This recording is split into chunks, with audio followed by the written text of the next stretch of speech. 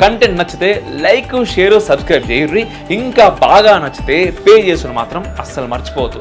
మీరు పంపే రూపాయి అయినా కూడా నాకు అది చాలా చాలా చాలా ఇంపార్టెంట్ అండ్ చాలా పెద్దది. Today you take any church, it is a vulgar commercial centre. There is no exception for this rule. ఇక్కడ రాచకొండ పోలీస్ స్టేషన్ ఉంది సార్, తెలంగాణలో. అవును, రాచకొండ పోలీస్ స్టేషన్ అవును. అంటే హైదరాబాదుకు ఎక్కువ దూరం కూడా కాదు, ఒక 50 నుంచి 100 కిలోమీటర్ల మధ్యలో వస్తుంది. Tarigoppula Samuel Daniel, piano master in that church. Okay. He committed 23 rapes in that particular church. Officially police declared. ఇప్పుడు నేను చెప్తున్నది పోలీస్ వాళ్ళ రికార్డుల్లో ఉన్నది.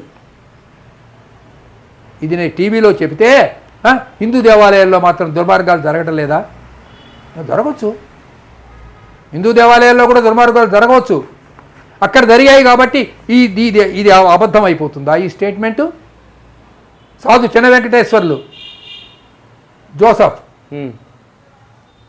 ఆ పక్కనే అతని వరుస పెట్టి ఇదే పని ఇక వీళ్ళకి రేప్స్ చేయటమే.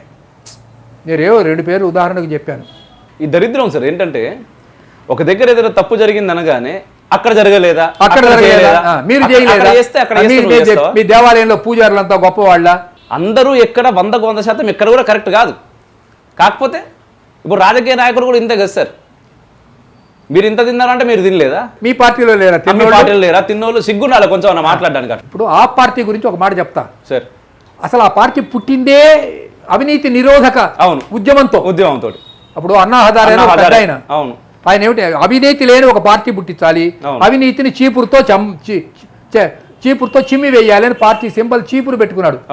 సంజయ్ సింగ్ని అరెస్ట్ చేశారు, మనీష్ సిసోడియాని అరెస్ట్ చేసి లోపల పడేశారు. వాళ్ళ పార్టీ ఎమ్మెల్యేలు అందరూ ఒక్కొక్కరు జైలుకు పోతున్నారు. ఇంకా 2 రోజులు ఉంటే ఆ AAP leader, urban terrorist Arvind Kejriwal మొత్తం అవినీతిమయం అయిపోయింది. ఈ పరిణామం జస్ట్ 10 ఏళ్లలో మనం కళ్ళతో చూసామే.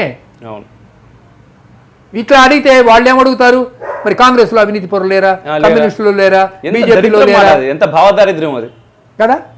మీ పార్టీ పుట్టిందే అవినీతి రహితమైనటువంటి ఒక దేశాన్ని రాజ్యపాలన ఇస్తామన్నటువంటి ఒక ప్రమాణంతో మీ పార్టీ పుట్టింది. అసలు అవును, మీరు 100 కోట్లు తినడం ఏమిటి? అసలు లిక్కర్ స్కామ్ ఏమిటి? అసలు నా దృష్టిలో మద్యపాన నిషేధం, అసలు సంపూర్ణమైన మద్యపాన నిషేధం నేను అడుగుతా. గాంధీయన్ వే. మద్యపానం మీద వచ్చిన డబ్బుతో ప్రభుత్వాలు నడపడం ఏంటి? అదే కదా. ఆ మద్యపానాన్ని కూడా మళ్ళీ cheap liquor, costly liquor, foreign liquor, local liquor, మళ్ళీ సారా తాగండి, మన సారా. ఎంత దుర్మార్గమైనటువంటి, నిజంగా నవ్వాల్సిన విషయం కాదు కానీ నవ్వొస్తుంది సార్ నాకు. నిజంగా దుర్మార్గమైన విషయం, దుర్మార్గం కదా ఇది. ఇటువంటి దుర్మార్గపు రోజుల్లో మనం జీవిస్తున్నామని చెప్పుకోవడం చాలా సిగ్గుచేటైనటువంటి విషయం. నిజం. ఇటువంటి దుర్మార్గపు రాజకీయ వ్యవస్థలో మనం జీవిస్తున్నాం. కాబట్టి ఏదో టెంపుల్ గురించి మీరు అడిగారు. ఒకప్పుడు టెంపుల్ స్పిరిచువల్ సెంటర్స్, ఇప్పుడు కమర్షియల్ సెంటర్స్ అయినాయి. చర్చి, మసీదు, గురుద్వారా, మీరు ఏది తీసుకున్నా కూడా ఈ జనరల్ రూల్ వర్తిస్తుంది. కానీ వాటన్నిటికీ ఒక ప్లస్ ఏంటి అంటే గవర్నమెంట్ ఆధ్వర్యంలో ఉండవు అవన్నీ. బట్ ఈ టెంపుల్స్ విషయానికి వచ్చేసరికి కొంచెం ఆదాయం అటో ఇటో వచ్చిందంటే ఎండోమెంట్ అనేది వచ్చేస్తుంది. తిరుపతిలో హుండీని తీసేయండి, ఓకే, మర్నాడే టీటీడీ బోర్డు రద్దు అయిపోతుంది, గవర్నమెంట్ వదిలేస్తుంది. సౌందరరాజన్ అని పెద్ద ఆయన ఉన్నాడు. అవును, మా ఉస్మాన్ యూనివర్సిటీలో మా కొలీగు, మా టీచరు, చాలా పెద్ద ఆయన, చాలా సత్పురుషుడు ఆయన. ఇక్కడ చిలుకూరు బాలాజీ అని ఒక టెంపుల్ ఉంది. అవును, ఆ టెంపుల్లో హుండీ లేదు, టికెట్ లేదు. ఆయన కొడుకు రంగరాజన్ అని మా స్టూడెంటే. ఇప్పుడు అక్కడికి పోతే హుండీ ఉండదు, ఎవడన్నా వెళ్ళి దర్శనం చేసుకో. విఐపి దర్శనాలు ఉండవు, విఐపి దర్శనాలు లేవు. దేవుణ్ణి డబ్బు పెట్టి దర్శనం చేసుకోవడం ఏంటండి? అందుకనే నేను చెప్తున్నాను, హాయిగా మీ ఇంట్లో పటం పెట్టుకోండి, మీకు నచ్చిన దేవుడు. శివుడు అయితే శివుడు, వెంకటేశ్వర అయితే వెంకటేశ్వర స్వామి. చక్కగా కొబ్బరికాయ కొట్టుకోండి, హాయిగా మీ హృదయంలో ప్రతిష్టాపన చేసుకోండి దేవుణ్ణి. వెళ్ళి అక్కడికి పోయి వాళ్ళ చేత తన్నులు తిని వాళ్ళు కొడతారండి. ఇప్పుడు లాగేస్తారు, లాగడం కాదు, కొడుతున్నారు. కర్ర తీసుకుని పోతావా పోవాలి, ఇట్లా గొడ్డును బాధినట్టు బాతున్నారు. ఇలా చేయబెట్టి గుంజి బయట పడేస్తే వాళ్ళు ఎక్కడికి పోతున్నారు? చర్చిల్లోకి పోతున్నారు. వాళ్ళేమో చర్చిలు వాళ్ళు రండి రండి రండి అని పిలుస్తున్నారు. వీళ్ళేమో పొండి పొండి పొండి అంటున్నారు. వాళ్ళు ఎందుకు పోతారు దేవాలయాలకి?